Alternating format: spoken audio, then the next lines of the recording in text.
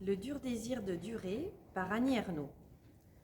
Penser à juillet de mon enfance et de mon adolescence, c'est aussitôt entendre, venu du poste de radio branché dans la cuisine, la voix de Georges Briquet commentant l'arrivée du Tour de France. Tous les après-midi, vers 4 ou 5 heures, je suivais le feuilleton merveilleux et terrible, davantage vécu que récité par cette voix, la même pendant des années. J'attendais fébrilement la révélation du nom des héros. Le premier du classement général et le vainqueur de l'étape, dont je découperai la photo le lendemain matin dans Paris-Normandie. Arrivait enfin le grand dimanche, l'attente énervée. De toutes les fenêtres ouvertes du quartier s'échappait la même rumeur tumultueuse. Après, le tour fini, les jours glissaient, semblables. La radio marchait par habitude, on ne l'écoutait pas. C'était comme si l'été s'était enfui avec les coureurs. D'ailleurs, la nuit venait plus tôt. Il restait une chemise cartonnée contenant des photos et des noms de tous les pays qui faisaient rêver.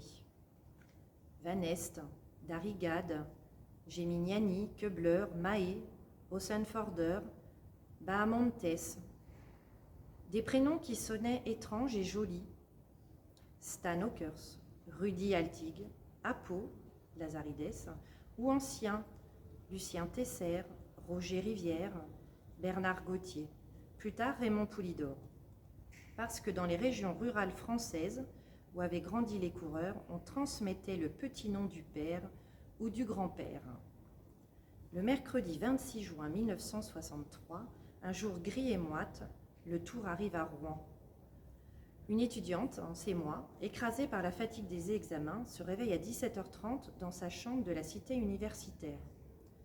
À ce moment, tout l'absurde de l'existence se résume à ceci pour elle.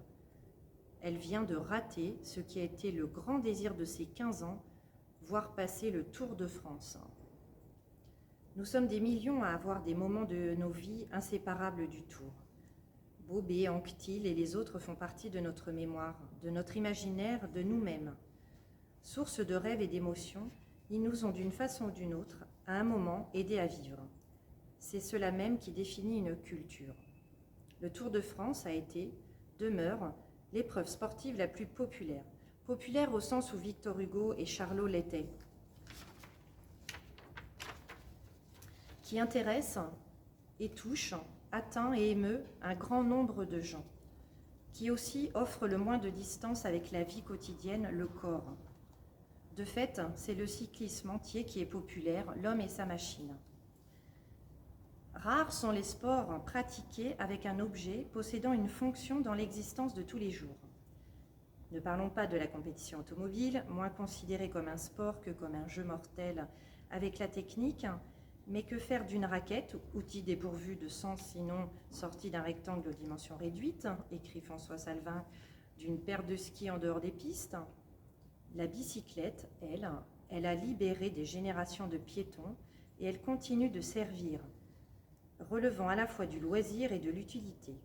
Le coureur cycliste n'est pas non plus un sportif comme les autres. Les sports en salle ou sur stade ont toujours quelque analogie avec le théâtre, en ce qu'il y a de plus classique, unité de lieu, de temps, d'action. On peut voir à la télévision la totalité d'un match de foot, comme les 5 actes d'une tragédie de Racine. Pas celle du Paris-Roubaix, ni d'aucune autre course. Il existe encore quelques rares vélodromes. Mais le champ du cycliste, c'est la route, l'espace ouvert et son temps est indéfinissable. On n'est plus dans le domaine du spectacle, avec ce que ce mot suppose de distance et de stylisation, mais dans celui des conditions mêmes de l'existence. L'épreuve cycliste se réalise dans le monde réel, où il pleut, vente et brûle. Le coureur est dans la nature, mais il ne la regarde pas. Refrain connu, baisse la tête, tu auras l'air d'un coureur. Comme le paysan ou le travailleur en plein air, il se l'incorpore. Sur ce corps, comme sur nul autre, on la voit, la nature, en l'espace d'1 heure de retransmission télévisée, creusée, sculptée, magnifiée et ruinée.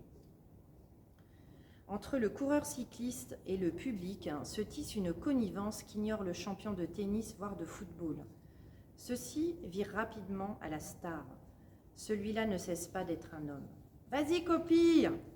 C'est un peu à soi-même qu'on parle. Le Tour de France est comme l'accomplissement extrême de cette humanité. Il devient donc épopée. L'espace se fait géographie. Est-ce un hasard si le Tour est né lorsque les écoliers de la Troisième République apprenaient leur pays à travers le Tour de France par 2 enfants?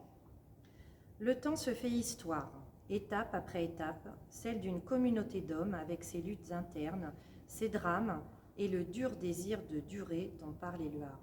De durer jusqu'au moins de gagner peut-être, à n'importe quel prix. La gloire ici ne saurait être qu'une conséquence, non un but. Préface du Tour par 36 détours de François Sapin, 1990.